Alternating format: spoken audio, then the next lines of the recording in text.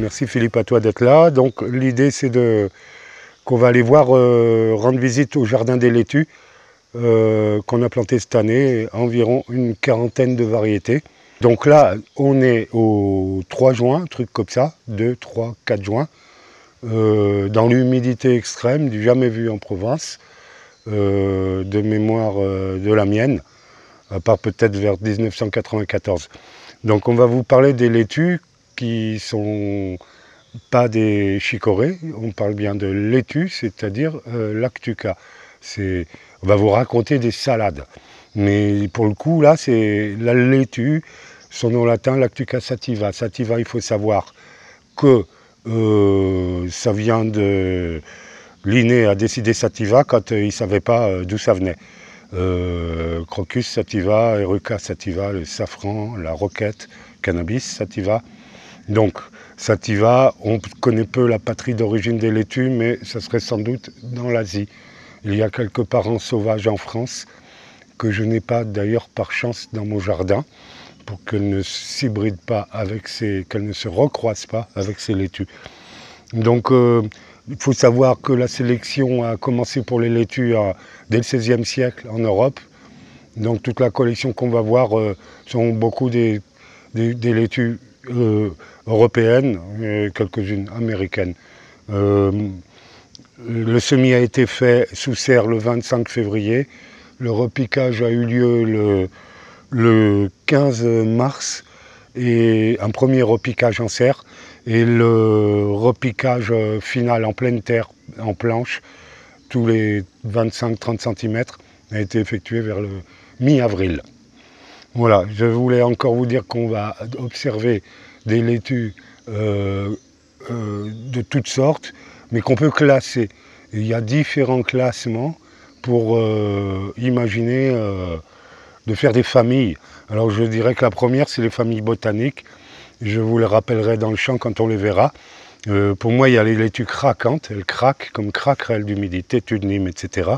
Vous avez les laitues Batavia qui sont boursouflées, feuillage cloqué, qui sont très repérables, comme celle-ci par exemple, qui est un individu que je dois identifier, qui m'a été apporté de l'Aveyron. Il y a les laitues beurre, ou qu'on dit aussi laitues grasses, côté feuillage un peu gras, vous les verrez. Il y a les laitues à couper, il y a les laitues mouchetées, piquetées de rouge.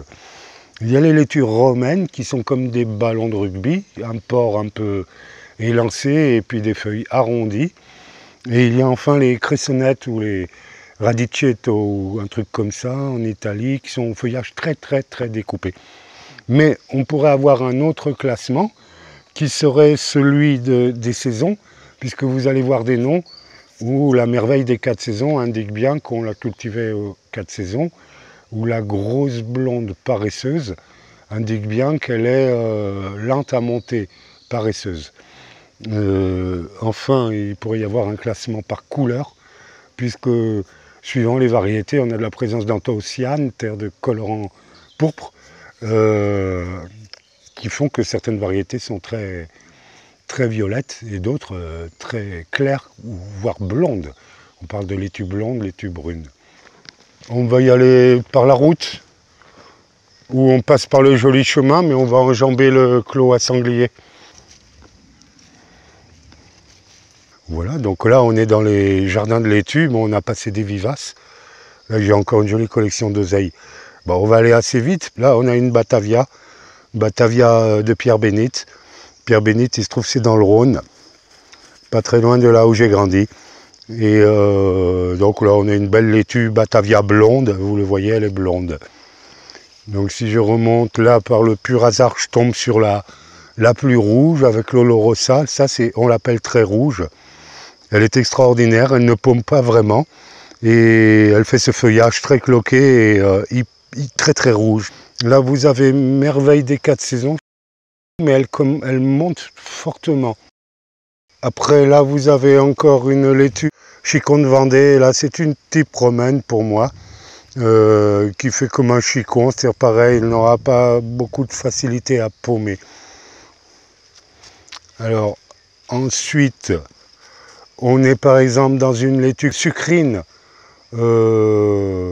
particulièrement belle, mais pareil qui témoigne qu'elle monte à graines. Donc feuillage très dur, craquant. Donc on est dans la série des laitues craquantes. Là vous avez une laitue que je qualifierais de romaine, chicon des Charentes. Très grosse feuille. Là, tu peux le voir, c'est la cressonnette rouge. Feuillage très découpé. Et particulièrement belle cette année. La reine de mai, ça c'est un bonheur. Parce que c'est le mois où je suis né. Et donc elle évoque qu'elle est prête en mai, ce qui est le cas, vous voyez, elle est très belle pomme. Et là on est vraiment dans laitue grasse ou laitue beurre. Le feuillage donne l'impression d'être gras. C'est comme ça que je pense qu'il faut comprendre ce mot de laitue grasse ou laitue beurre. Reine de mai, donc qui est d'ailleurs dans la gastronomie, participe à faire la jardinière de légumes. On fait braiser les laitues, il faut le savoir, les laitues se mangent cuites aussi. Là on a encore un type que j'aime beaucoup, oreille du diable, qui est feuillage pointu, très rouge. Là elles sont particulièrement grosses et ça m'inquiète un peu. On voit des impacts sur les feuilles du bord qui ne sont pas normaux. Il y a presque trop d'eau pour ces laitues, c'est pas grave. Là on a une très belle que j'aime beaucoup qu'on appelle laitue pasquier, donc qui est une sorte de batavia aussi et qui fait feuillage très cloqué. Et voilà, très belle. Ouais, elle paume, hein. La plupart sont en paumaison. Ah ouais, là, celle-ci là, oh la vache là.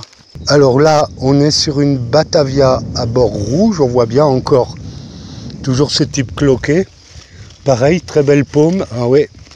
Et le bord rouge qu'on aperçoit un peu là, pour ceux qui peuvent le voir, on voit le bord rouge sur le bord des feuilles. Là, c'est langue de bœuf, pardon, langue de bœuf, pareil, très intéressante, plus forte que dans sa volume, dans sa taille que oreille du diable. Là, pour le coup, elle se ressemble.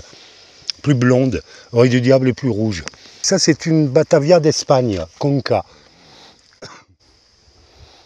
Et je trouvais qu'elle ressemblait beaucoup à Pasquier, qu'on vient de voir. Et finalement, c'est pas la même encore. Et d'ailleurs, tu vois, Philippe, là, je vois 2 hors-types. J'ai pris un couteau, ouais. Donc, je vais faire un truc de sélection visuelle, sur massale, on dit. Sélection visuelle massale, c'est-à-dire que elle, ce n'est pas la variété et elle non plus. Donc, je les enlève. S'il y a des erreurs au repiquage ou il peut y avoir des erreurs humaines ou alors des hors-types, je les enlève. Alors une très très belle romaine rouge d'hiver. Toujours j'ai un hélicelle des Balkans sur l'étiquette. Toujours il y a des escargots, tu vois. Et ils ne mangent pas, hein, tu as vu, ils ne mangent même pas les salades. Bon, il y en a encore. Hein. Là il y a la cressonnette verte, tu la vois. Comme on a vu cressonnette rouge. Feuillage très découpé, c'est vraiment une famille ça. On en connaît 2. Il y en a peut-être d'autres. Mais c'est beau, hein, c'est sacrément beau et tout le monde l'aime celle-là. Feuillage très très découpé, c'est assez spécial, j'ai une petite idée d'origine botanique. Alors là on a un bel exemple de montaison précoce. Quand je dis montaison, ça veut dire, je ne suis même pas sûr que peut-être j'invente le mot, ça veut dire qu'elle monte à graines très vite. C'est assez surprenant et elle s'appelle Passion Brune. Ah, là celle-ci, elle a une vieille histoire, c'est un vieux de Man qui me l'a amenée. Bon, il est fort probable que ce soit une romaine maraîchère, mais il y a vraiment des spécimens, elle est géante, quoi. Là, laitue de montagne très belle, je l'avais chopée en Espagne. Elle me plaît bien, hein, elle est un peu bronzée. On n'a pas vu celle-ci que j'aime beaucoup, la laitue de Morges. Elle a des reflets blonds qu'une fois j'ai évoqué, là on le voit moins, mais ça ressemblerait presque à des tranches de jambon, des fois, les feuilles. Elle a quelque chose de... Morges, c'est en Haute-Savoie. C'est une laitue qui est frontalière avec la Suisse, je crois. Là, on a une craquerelle du Midi qui monte à graines, très vite aussi, mais qui a quand même des beaux exemplaires. Très proche de sucrine. On passe là encore. Alors bon, ben voilà, là on en a une d'hiver de verrière. D'hiver de verrière, toujours les deux escargots. C'est marrant, un nom comme ça. Donc c'est normalement une laitue d'hiver. Là on a reine de juillet. Et elle est très proche encore, hein, laitue grasse, laitue beurre. Et elle est très proche de reine de l'été, reine de mai, hein, reine de juillet. Ils ont fait des reines. Il y avait des laitues reines. Ça c'est de la bonne jardinière, c'est un pied de nez d'un copain zadiste. En fait, c'est laitue du bon jardinier. Mais enfin, lui, il a voulu mettre de la bonne jardinière. On a respecté son choix. Voilà, elle est belle. Elle est belle, très belle même. Elle est à part, ouais.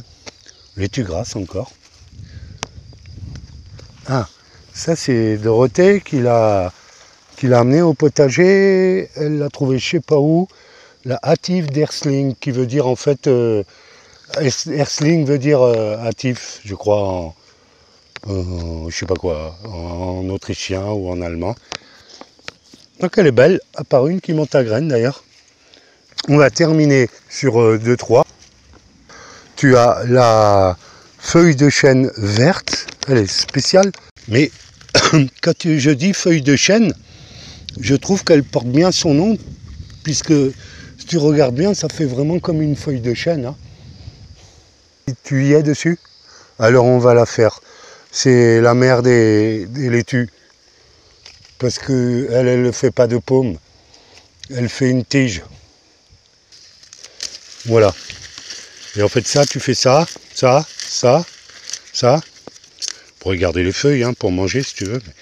Voilà, on va dire là et... Ah oui, c'est tendre. Et ça, tu le fais cuire. Et il y a une amertume, c'est comme des pousses d'asperges. Et c'est délicieux. Ça vient d'Italie. À mon avis, c'est une laitue d'origine puisqu'elle monte à graines immédiatement. C'est délicieux quand c'est cuit. C'est très tendre, mais c'est un peu fort. Et c'est ça la raison pour laquelle elle s'appelle laitue asperge. On va en finir rapidos puisque de toute façon, il y en a tellement. Tiens, encore un hors-type. Oh, j'aurais dû faire d'une pierre deux coups, hein, t'as vu? J'en profite. Là, tu as la fameuse grosse blonde paresseuse et qui fait pas grand-chose cette année. Là, c'est une Batavia dorée de printemps où je vois pas mal de hors-types. Elle est très proche de Pierre Bénite. Là, tu as un bel exemple, la mouchetée de Salasque. C'est les copains de Salasque, près du Salagou. Octon, tout ça, là-bas. Ils ont une laitue tachetée. Et je leur dis depuis quelques années que je pense que c'est la même que la sanguine. Sans doute origine italienne. Je suis vachement content d'avoir fait ce petit clip avec toi, là, sur les laitues, Luberon News. Et tu vois, on continue. C'est une collection que je voulais préciser qui est quand même ancienne pour moi, autant que les tomates. Et je dirais peut-être même avant les tomates.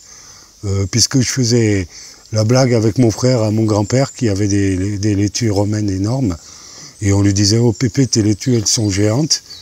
Et il nous disait, tais-toi, c'est des monstres. Et on lui faisait répéter 3-4 fois dans la journée dans le jardin. C'est un souvenir que j'ai. Mais ce que je voulais dire, c'est que justement, c'est l'occasion de faire le lien, c'est que là, sur ces quarantaines de variétés que vous avez vues, un peu moins, il y a 20 qui ont une histoire particulière, qui m'ont été amenées ou récupérées par des gens, et une vingtaine d'autres qui viennent de catalogues d'amis, comme Germinance particulièrement. Mais ces laitues, elles ont une histoire, et elles ont aussi des noms. Et du coup, on rentre dans la Aussi la poésie ou la littérature, puisqu'une laitue pasquier, une laitue grosse blonde paresseuse, une merveille d'hiver, une reine de l'été, autant d'évocations. Et du coup, on rentre dans un patrimoine qui est bien au-delà du patrimoine génétique, qui pourtant est extraordinaire. On rentre aussi dans l'idée du patrimoine culturel. Bon, il faut imaginer que chaque pays avait sa variété de laitue. Ça vaut pour les choux, les pommes de terre et l'érosion génétique en cours à effacer tout ça, mais on voit très bien qu'il y a quelque chose de positif qui arrive. Donc ouais, je suis content d'avoir pu faire ce petit parcours avec toi là pour faire ces images. Ça fera des traces. Donc on est en 2018, une année pleine d'eau, une année des laitues. On dit aussi année de jardin. Autrefois on disait année de jardin, année de gredin.